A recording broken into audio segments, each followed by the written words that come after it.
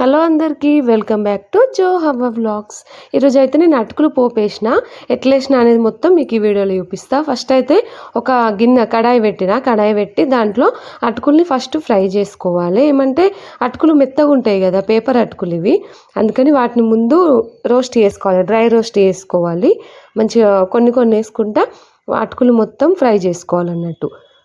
ఇట్లా చేసుకోండి. ఫస్ట్ చేసిన తర్వాత ఇంకా నెక్స్ట్ ప్రాసెస్ చూపిస్తా. ఒక 2-3 మినిట్స్ ఇట్లా చేసిన తర్వాత అవి మొత్తం మంచిగా ఫ్రై అయిపోతాయి. అట్లా ఫ్రై అయ్యేదాకా చేసుకోవాలన్నట్టు. చేసుకున్న తర్వాత ఇంకో చూడండి, ఇప్పుడు చేతితోటి ఇట్లా నొక్కితే మొత్తం తుక్కు కావాలి, అట్లా గలగల కావాలన్నట్టు. అట్లా అయిన తర్వాత వాటిని ఒక జల్లెల్లో తీసుకొని జల్లించుకోవాలి. కింద అంత ఏమన్నా చిన్న చిన్న అటుకుల తుక్కు అదంతా ఉంటే అదంతా పడిపోతుంది అన్నట్టు. ఇంకేమన్నా డస్ట్ ఉన్నా కూడా పోతుంది అన్నట్టు. ఏమన్నా తుక్కు ఉంటాయి కదా, అదంతా పోతుంది. ఆ తర్వాత అల్లనే పల్లీలు కూడా ఫ్రై చేసిన ఫస్ట్ ఏంపిన పల్లీలు ఏంపి వాటి తొక్క తీసి పెట్టుకోవాలి, మొత్తం పొట్టు తీసి పెట్టాలి. అట్లనే పుట్నాలు కూడా, వీటిని కూడా మంచిగా ఏంపాలి. బాగద్దు, కొద్దిగా లైట్గా గోల్డ్ కలర్ వచ్చేదానిక ఏంపుకొని రెండింటిని కూడా పక్కన పెట్టుకోవాలి. ఇప్పుడు పోపు వేసుకుందాం. ఫస్ట్ అయితే అదే కడాయి పెట్టుకున్నాం. మళ్ళీ కడాయి పెట్టుకొని దాంట్లో ఒక గిన్నెడు నూనె పోస్తున్నా, ఎందుకంటే 1/2 kg అటుకులు, అందుకని ఇక దానికి సరిపడా నూనె పోసుకోవాలి. ఒకవేళ ఇది మిగిలిన మళ్ళీ అటుకులు తెచ్చుకోవచ్చు, లేదంటే లెమన్ రైస్ చేసుకుంటాం కదా, ఇది కూడా సేమ్ లెమన్ రైస్ లాగానే, ఒక రైస్ బదులు అటుకులు అన్నట్టు. కొంచెం అటుకులు ఏంపుడే మనకు టైం పడుతుంది అంతే. మిగిలితే దాన్ని మనం లెమన్ రైస్గా కూడా వాడుకోవచ్చు అన్నట్టు. అందుకని కొంచెం ఎక్కువ వేసుకుంటేనే బెస్ట్, అటుకులకు కూడా సరిపోవాలి కదా. అందుకని అది వేసిన తర్వాత ఆవాలు, కొన్ని ఆవాలు, జీలకర్ర, ఎండుమిర్చి, ఈ మూడింటిని పోపేస్తున్నా. ఇవి వేసి ఇవి కొంచెం ఫ్రై అయిన తర్వాత కొన్ని ఎల్లిపాయలు పొట్టు తీసి వాటిని కూడా వేస్తున్నా డైరెక్ట్గా. ఎల్లిపాయలు వేసిన తర్వాత పచ్చిమిర్చి, కరివేపాకు, ఈ రెండింటిని వేసి ఇవి కూడా మంచిగా ఫ్రై చేసుకోవాలి.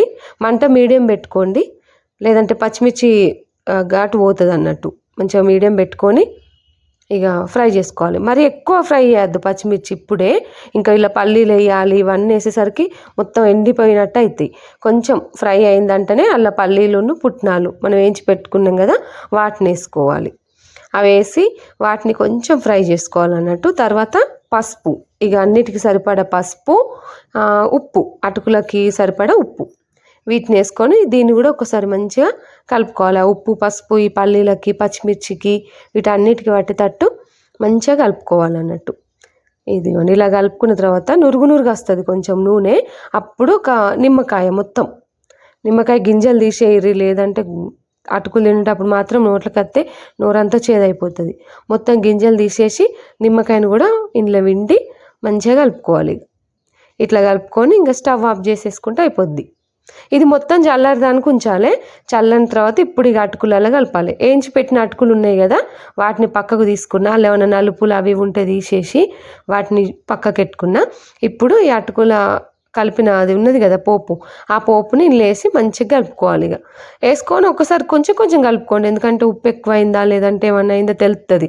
ఒకటేసారి అటుకులు మొత్తం కలిపితే ఉప్పు ఎక్కువైంది అనుకోండి, కలపడానికి అటుకులు ఉండేవి కదా, అందుకని కొన్ని కలుపుకుంటే ఇక మనకు తెలుస్తుంది అన్నట్టు. అట్లా రెండిట్లలో కలిపిన తర్వాత ఇదిగోండి డబ్బాలకు ఎత్తిన అటుకులు రెడీ అయినాయి. మొత్తం గిన్నెలు ఖాళీ అయినాయి. అటుకుల డబ్బా సగానికి వచ్చింది, స్టీల్ డబ్బాలో సగానికి వచ్చినాయి అటుకులు. బాగున్నాయి కదా, కలర్ మీకు లైట్ కనబడుతుంది, మంచి కలర్లు ఉన్నాయి, మంచి ఎల్లో కలర్లో మంచిగా ఉన్నాయి. ఉప్పు కారం కూడా సరిపోయింది, పచ్చిమిర్చి వేసినాం కదా, ఇది బాగున్నాయి. మీకు నేను ఇప్పుడు టేస్ట్ చేసి చెప్తాను. మీకు అటుకులు పోపేసుడు అయితే అయిపోయిందండి. మేమైతే అటుకులు పోపేసుడు అంటాం, మీ సైడ్ ఏమంటారో చెప్పండి నాకు. ఇదిగోండి ఇంత పెద్ద డబ్బా నిండా కాలేదు, సగం అయింది. 1/2 kg అటుకులు పోపేసేసిన. ఇవి పోపేసుడు మొత్తం మీకు ముందు వీడియో వచ్చింది కదా, అది మొత్తం చూసేయండి. ఇంక ఇప్పుడు అటుకులు అసలు టేస్ట్ చేయలేదు, ఉప్పు కారం సరిపోయిందా లేదా అనేది ఇప్పుడు నేను టేస్ట్ చేసి మీకైతే చూపిస్తాను. రెడీగా ఉన్న ప్లేట్లు అన్నీ పెట్టుకొని తిందామని.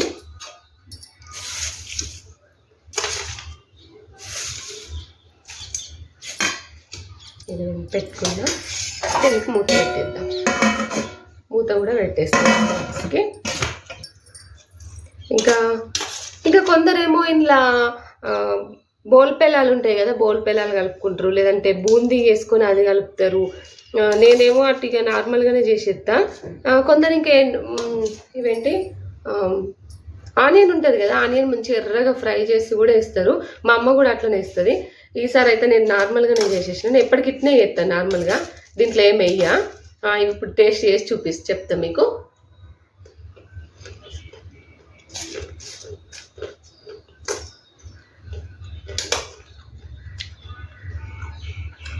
అంతా పర్ఫెక్ట్గా సరిపోయింది ఫ్రెండ్స్, మస్తున్నాయి.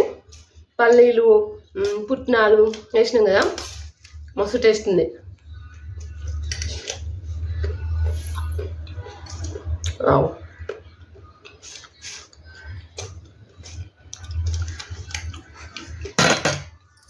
సూపర్ ఉన్నాయి అటుకులు అయితే.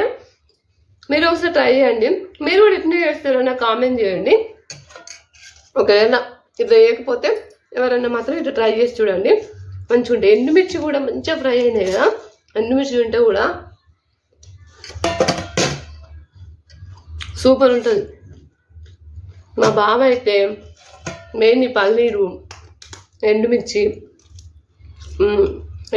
సారీ పచ్చిమిర్చి పల్లీలు అయితే మొత్తం ఏరుకొని తింటాడు. అంత ఇష్టం, బాగా ఇష్టం మా బావకి అటుకుల చూడ అంటే. మా పాప ఎక్కువ తిన్నది, ఆమెకు అంత నచ్చది, కానీ కాలేజ్కి స్నాక్స్ లాగా పెడతా. మా బావకి అయితే బాగా ఇష్టం అన్నట్టు, ఆయన మంచిగా తింటాడు. మనకు కూడా టైంపాస్ మంచిగా తినడానికి. మీరు కూడా ట్రై చేయండి. ఓకే ఫ్రెండ్స్, ఇది వాటి వీడియో కనుక మీకు నచ్చినట్టయితే లైక్ చేయండి, షేర్ చేయండి, సబ్స్క్రైబ్ చేసుకోండి. మీరు కూడా ఇట్లా చేస్తారో నాకు కామెంట్ కూడా చేయండి. ఓకేనా ఫ్రెండ్స్, బాయ్.